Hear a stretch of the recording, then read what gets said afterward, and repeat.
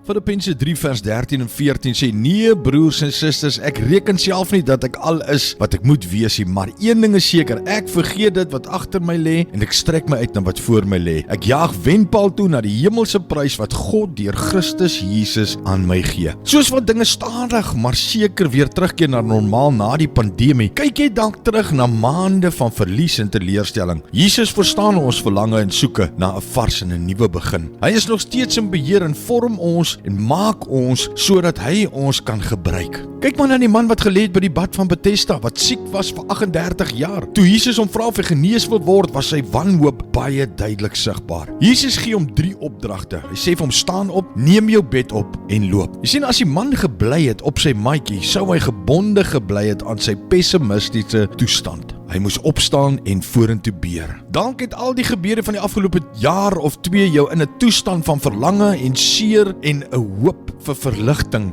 gesit. Daar is hoop, hulp en genesing by Christus Jesus alleen. Sy genade is vars elke dag. Los jou laste by die kruis, my vriend. Maak jouself los van die goed wat jou verhinder om jou wedloop te hardloop. Los dit wat agter is en loop kop omhoog vir dit wat God in store het vir jou.